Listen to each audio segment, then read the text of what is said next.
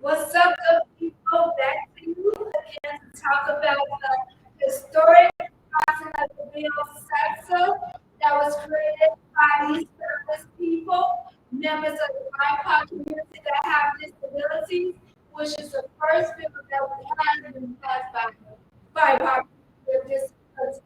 So let's get right into it. What was our reason for creating this bill? Oh, oh, oh, no. We're smart. We went out, but it's not good. I have TV eyes. That is my excuse. So, Candace, yeah, first we gotta know who these people are. Candace, let us know who you are. My name is Candace Coleman. I am the Racial Justice Organizer at Expo-CESSA. I have the privilege of organizing a called Advance Your Leadership Power, also known as AYLP. Woo! So we've been organizing for 12 or 13 years now. Doing disability rights and racial justice rights movement work, and systems change. Of course, independent living called Acts Living, which is culminating and brought us all together in this life. So I'm really excited to talk about the work around community emergency services and supports act. Okay, now who you be TJ?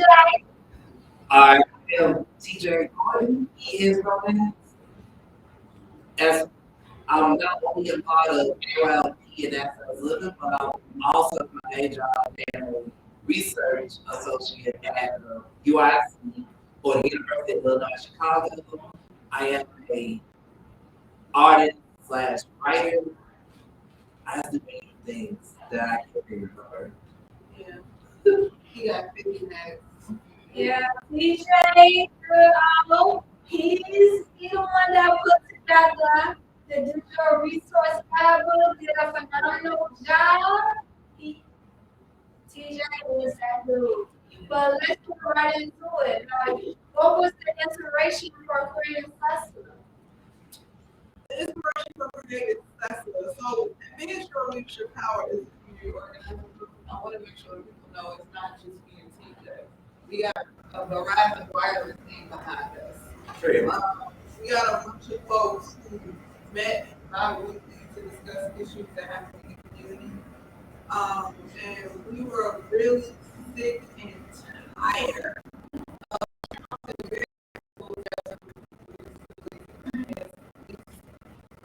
So that's what got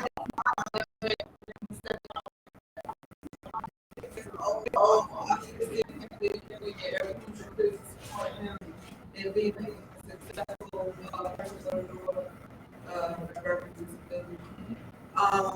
And the medical professional suggested that we need a background that they should call 911.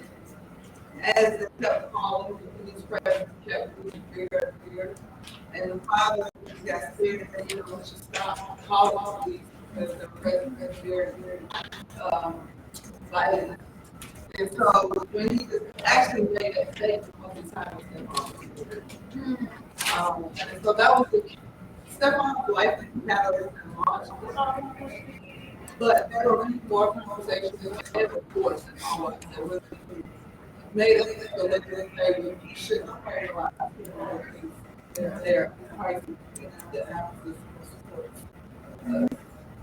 Yeah, and also around the same time as whilst we also keep hearing reports over and over again of not just people of color being killed by the police, but as we their stories more closely, most of them on the news. We're talking about what's on the news. There's countless of more numbers, I'm sure. But those we usually hear about in the news, they also happen to have some form of disability as well.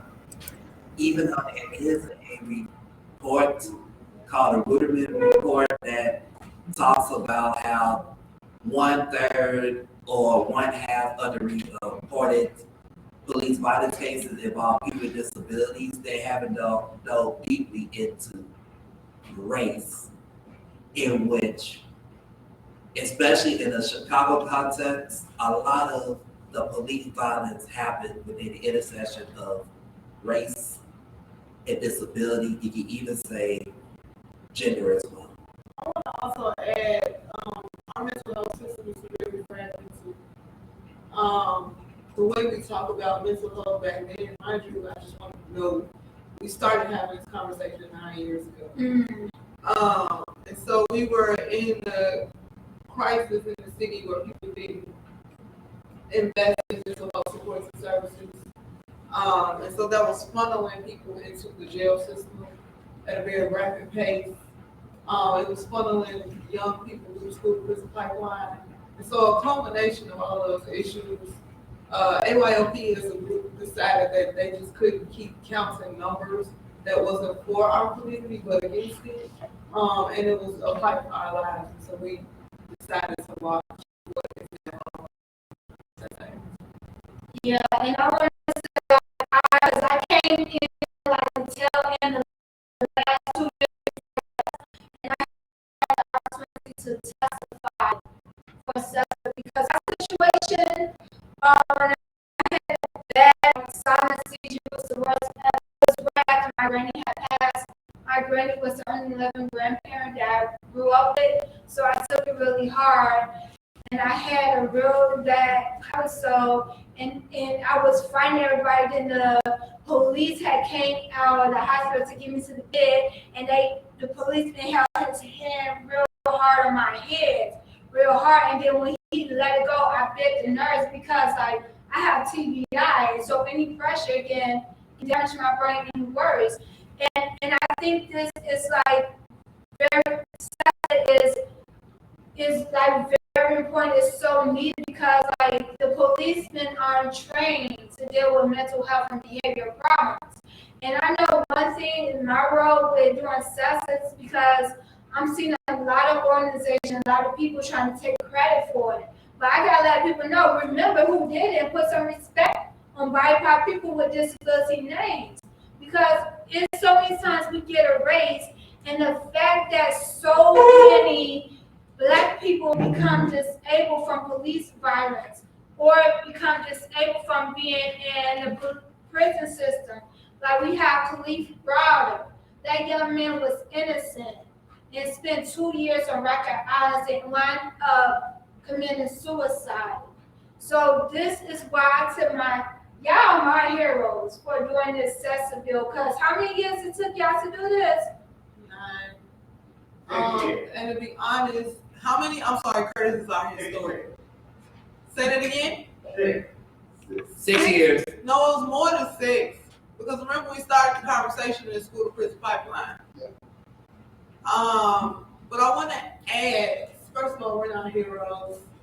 The greatest thing about community organizing work is that we collectively are able to navigate each other's stories and to figure out how we want to move forward. I want to say that I want to give kudos to AYLP because we were ahead of the curve in this conversation. So when you talk about putting respect on our names, when no one else was talking about how to shift the system, we were. And so in the city of Chicago, everyone wanted to reopen the clinics, which is not a bad thing. But unfortunately, the powers that be didn't put it into place what was needed that the community was asking for. And I remember one of the commitments that AYLP decided to do was we wanted to shift the conversation. And we wanted to create a continuum of care that not only shifted how people thought about mental health, especially in communities of color, but to actually put more resources towards other supports for mental and behavioral health. That is not just clinics and institutions, but also resources within our community, and even things with mindfulness and yoga and things of that nature that combines what we know in our communities with the popular medical thought of the day. Because oftentimes when we always talk about reopening the clinics, it's always on the medical side of things.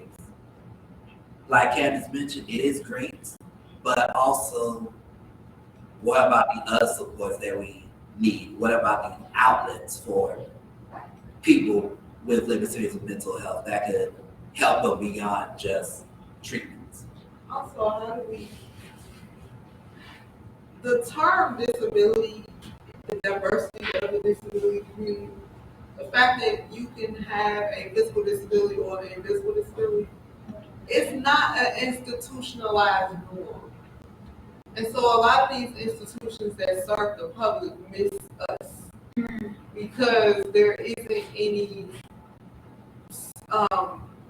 outside of medical like diagnosis, there isn't any socialization of disability. So for example, we talk about the ADA being a law, but it's not in our history books.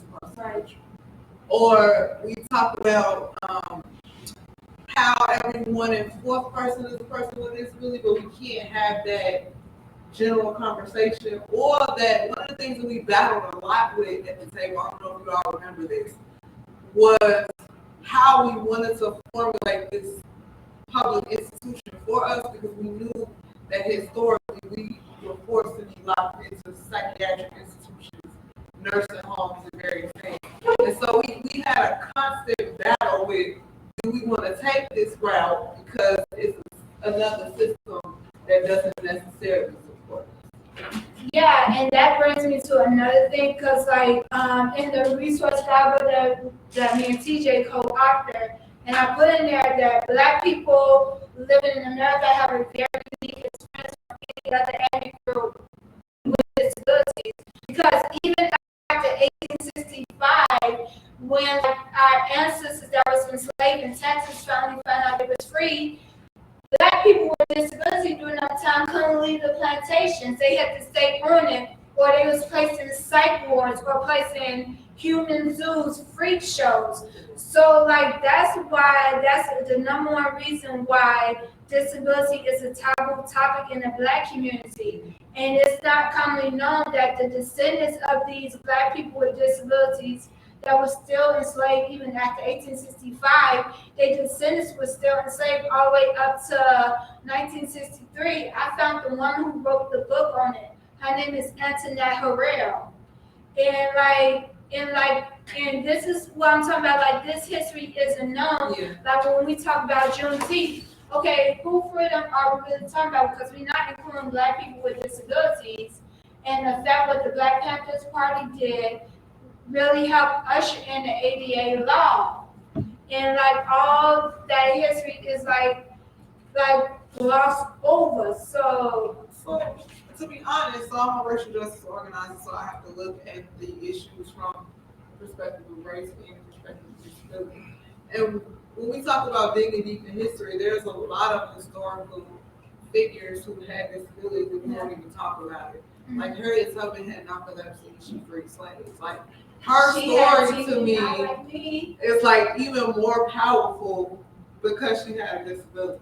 Yeah. And we don't talk about that. And so when we were collecting stats about instances where people with disabilities were harmed by police, we see the language and we understand the conversation around disability, but people don't blatantly say it out loud. And so we had to do our own investigation to say that person had a disability, but they would talk about that. Mm-hmm. And so you brought up police, but we don't talk about like the young lady who was murdered in front of her son. Corinne Gaines. Right, she had a disability. Like there are multiple people.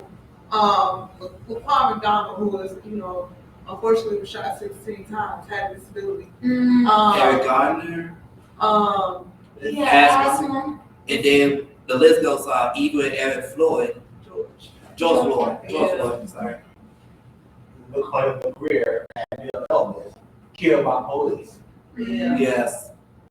It goes back to the narrative that we talk about police violence a lot, but again, whether it's some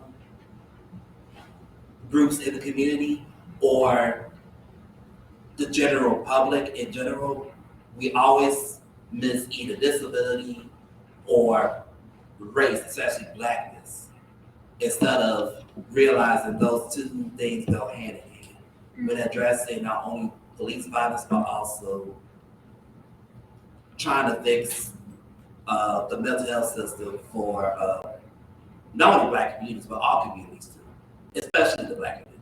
And disability impacts us most. I believe one due to racism and due to poverty.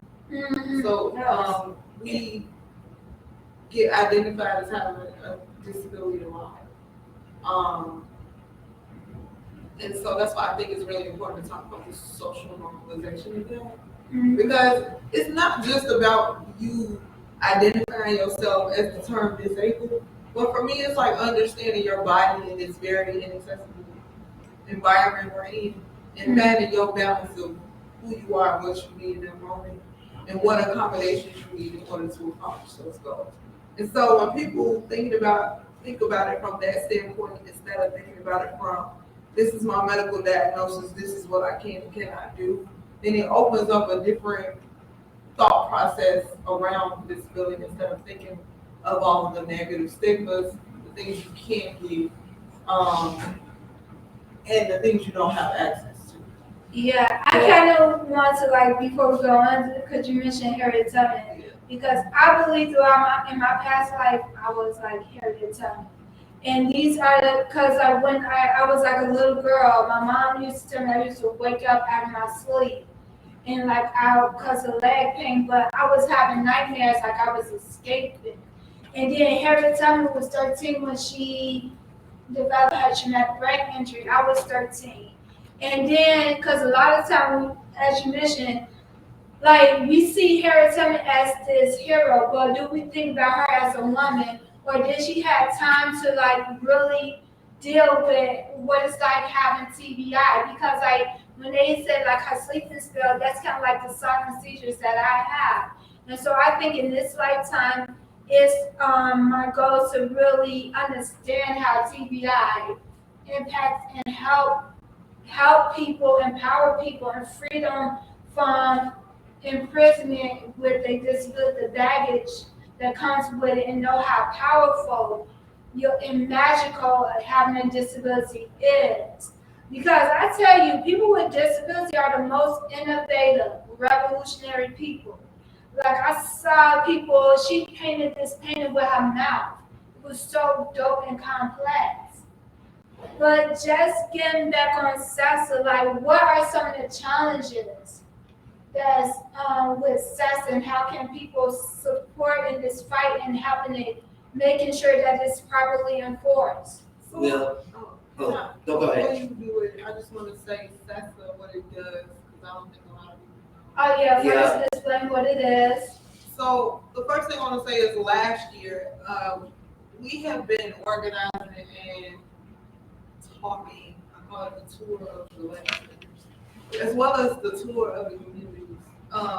We have been doing that for many years before CESSA did its first draft. And to be honest, when it did its first draft, it got blocked because the police department didn't like the story that we told that they murdered someone. First. The second part was that everybody wanted to figure out how the heck this is going to work, because CESSA reinvents our historical 911 system. And people are like, well, why are you choosing 911? And it's because you are ingrained or taught that 911 is a place that you call if you need help. And so CESSA does three things. One is it mandates that our 911 system creates a pathway for mental and behavioral health crisis. So that it's not a guessing game as to what you do with someone, and it's not forcing people to go into the policing system. And within that, as we were working on CESSA, the state of Illinois got funded to create what's known as the 988 hotline, and that hotline is supposed to provide mental and behavioral health services. And it stems from suicide prevention, and it's been expanded.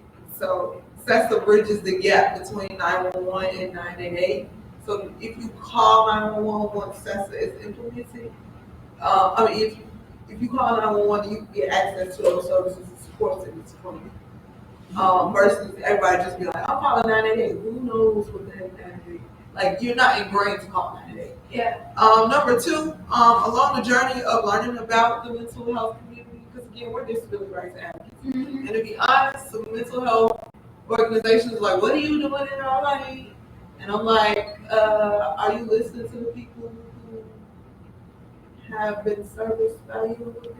Yeah, like what are you doing for the people that you service? Like, and so, the second thing that it does is it removes the guessing game as to what services and supports are within a regional area, and it forces our emergency response system to have a conversation with each other.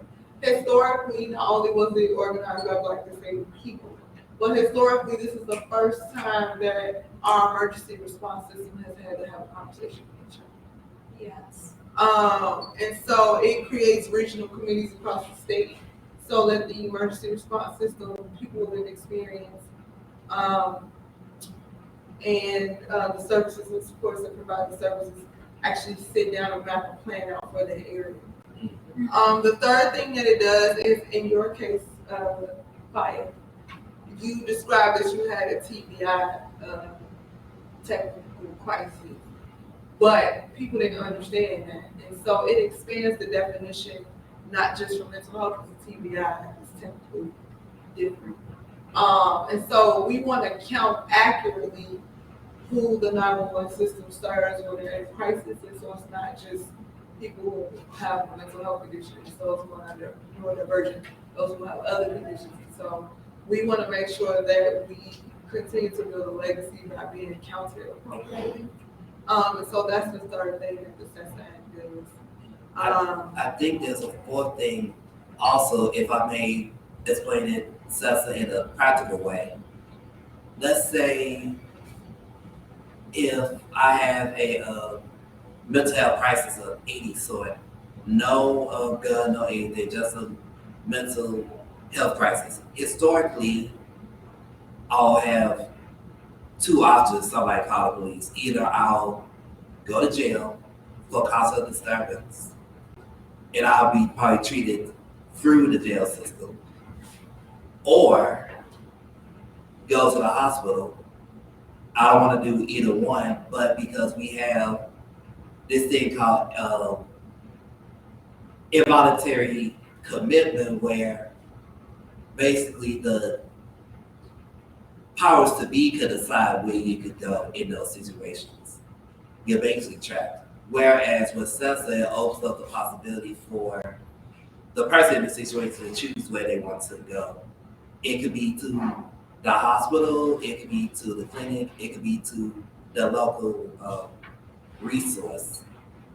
And also the people who respond to these emergency calls will be trained in a similar way that EMTs for physical emergencies will react. Yeah. And so your question was, what are the challenges? Yeah, and one thing I want to bring up, like this is why it's so important for us to vote for Governor Pritzker, because he was that signing in, and then this other white dude, girl, I don't know his name, but he's he's against CESSA, and he's for abortion ban, which I can't very like because I ain't got kids right now, but I don't want my life to be at risk, like if some complications happen.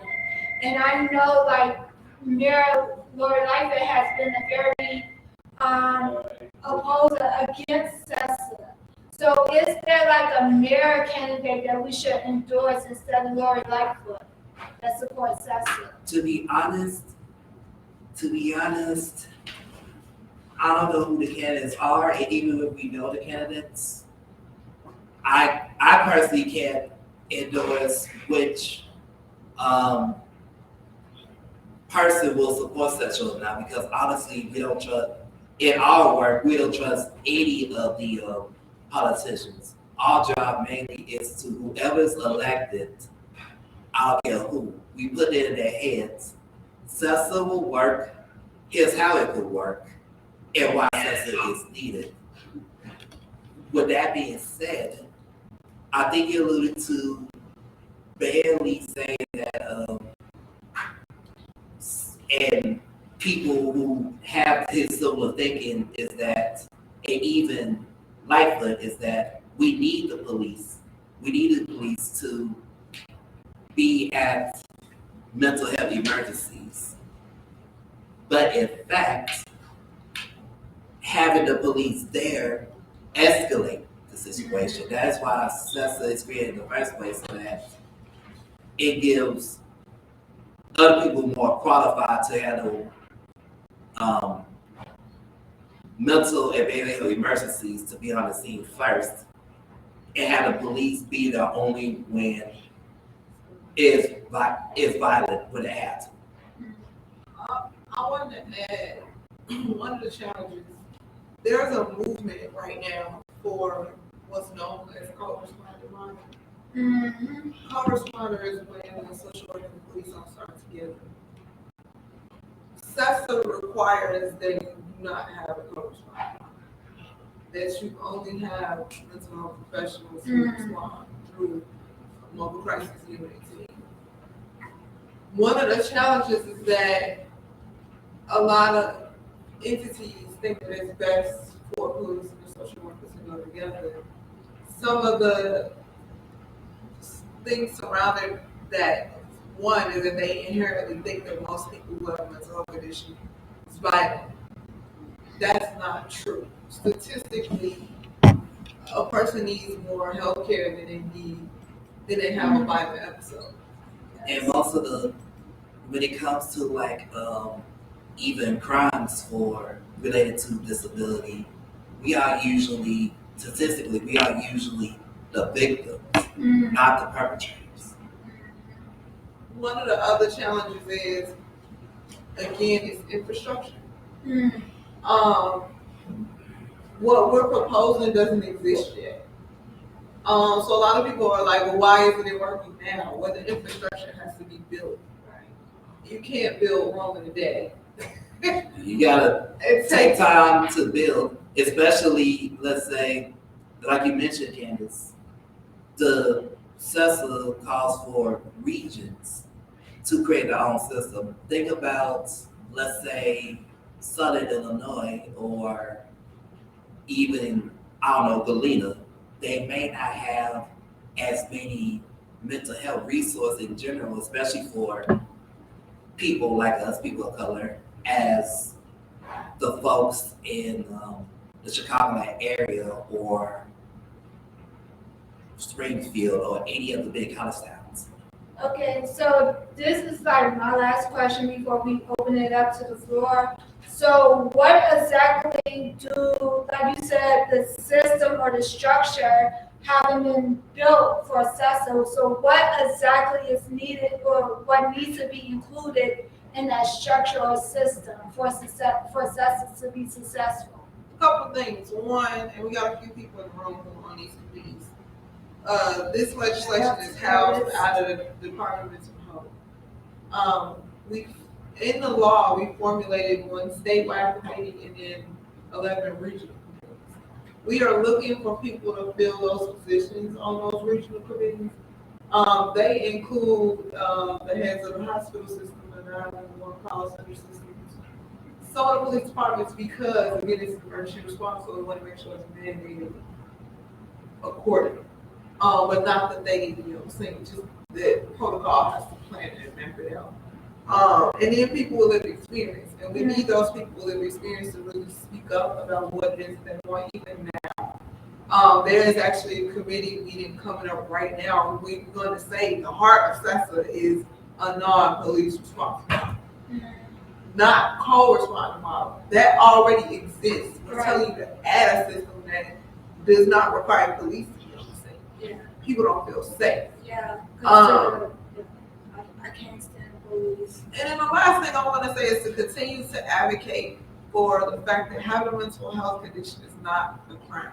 Yes. We can't criminalize people because of the condition that they have. That's why when we were drafting this language, we want parallel care that you would have for anyone who has a heart attack. You should have that same care for anyone who has a mental health condition. So we got to keep Advocate.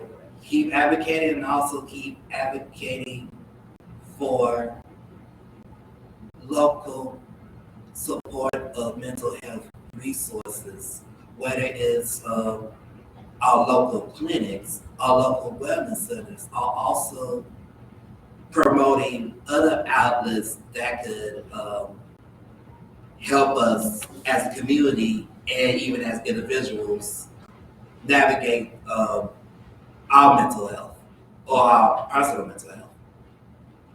And then speak up any chance you get. It's a lot of power players in this industry. From the 911 call centers to police departments to the mental health providers to local municipalities who can handle this type of service. Like there's a lot of rooms that we have to be in. And so if you believe in an idea like this, like call your local legislator or local alder people and say that this is something that you want. Yeah, I've been waiting for us to stop talking anymore. Yeah, okay, yeah, because that's my brain. But anybody have any question, want to ask like our beautiful panel? Yes. What does AOYP stand for? And CESSA, I can't remember it. What is the acronym for? Sure. AYLP is the name of the group who put the thought behind the legislation. And that's Advance Your Leadership Power. It's a racial justice and advocacy group at Access Living. Many of the members are in this room now. What's the name of the acronym? Advance Your Leadership Power. AYLP. Oh, Yeah. LP, okay. Yeah, and you can also ask our historian of how it started, Curtis. Curtis is dope. He's phenomenal and brilliant. He'll tell you like a whole history, which is very deep, even though our name change happened recent. Sorry, but as far as the work we have been doing with the intersection of race and disability, we have been doing it for like almost 20 years. Almost 20 years. We were formerly a youth organizing group, and this work, this CESSA work, actually grew us up to say we want to stick together and do something about this particular system. And so the group members in the group said, I know I'm not young no more, but I still want to do this advocacy work. And so we graduated into a racial justice group. We were already doing racial justice issues because most of our group members were from the Black and brown communities. And so they was just like, I'm not leaving. Like, this is too important. And so I always say we grew up together. We're all adults, but we grew up together because I met a lot of these people when they were college students and high school students. And they were just like, I'm not leaving. So now we're seeing each other as parents, as working individuals, as people like pursuing career goals. And so it's a really beautiful space to be in. Yeah. And for CESSA stands for, correct me if I'm wrong, Candace, Community Emergency Supports and Services Act. Switching services and support services. There you got it. Which again, AKA Stephon Watts Act. How is the stuff on? More, the name sounds familiar, but can you share more about Stephon? sure, 15-year-old in Cayman City, shot by police. He was a victim. They came into his home. Actually, the family called and said he was in a crisis and they needed help, escorted him to help. When they showed up to the door, they had 6 or more police officers there. Family said, okay, we got it under control. You know, you can leave. Police said, we can't leave. We have to check the scene. Came in the house. Stephon was at the bottom of the stairs, presumably with a butter knife. The reason why he had the butter knife is he was really into computers. And he was trying to get into the closet with the butter knife. So he had it. But they felt, mind you, they're standing at the top of the staircase. They felt threatened by a 15-year-old with a butter knife and shot him in his home while his father was there. And so he was actually a cousin of one of the members of our group. But like, we kept hearing multiple stories like that from other people. about the fact that this system, the way that it's set up, just wasn't really helpful in these situations. And so we were tired of counting deaths in numbers and statistics of those who died from preventable deaths. Not to mention, some of us have mental health conditions, so we're starting to get fearful to even call for help. Some of us call each other because we knew that the system wasn't for us. And so this movement, this bill is historic in so many ways, and we have to fight to keep the intent of what it's for, because these system players are trying to change it. They're trying to right now. Curtis is on the statewide committee. He's like, "This is not what I really wanted to do." And so we really, really need help getting the word out of what the original intent is for, and also getting the word out that this group did the work, because we really, really did the work. And don't forget, CESSA, the Pre-Trial Act, and other laws that changes and reforms law enforcement and also emergencies in general is not the purge. It is not the purge. We are not releasing people out into the streets to do whatever they want. Rather, we are saving people's lives by giving them the supports they need to alleviate stress and worries of paying for being in jail when you haven't done anything for the most.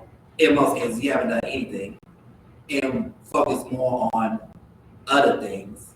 Similar with CESSA, focus more so on your health, your mental health, as opposed to if I would live or die. I also want to add, this is not the solver. This is just a piece. We knew that. This was a spark. Say that we need to create other systems. We need to get community supports.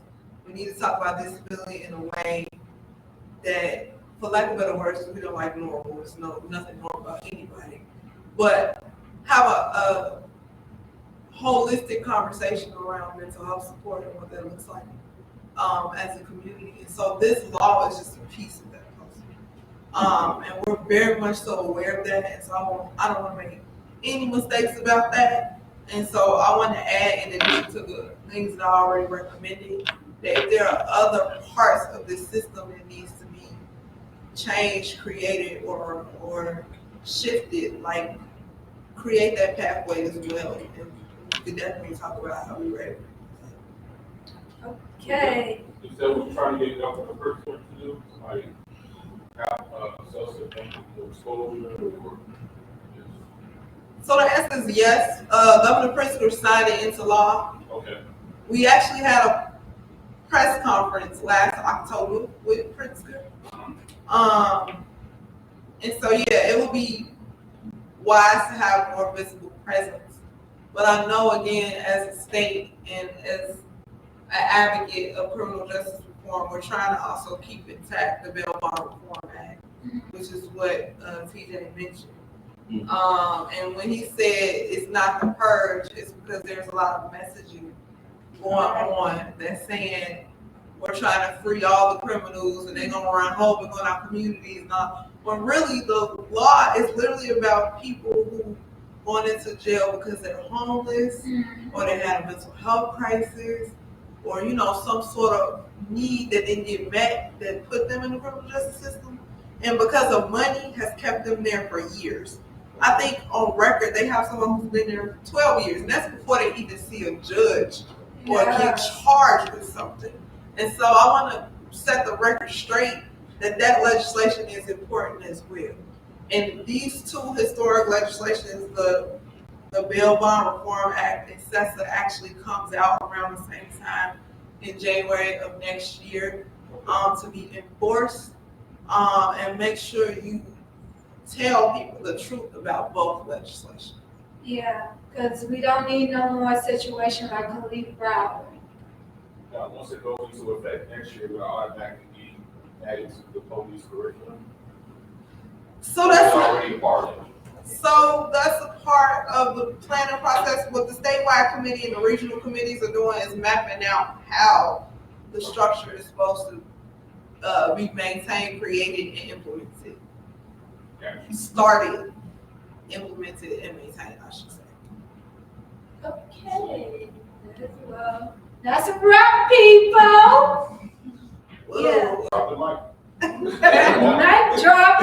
So we're turn on the music so I can twerk a little something. She got straight tape, man. Uh,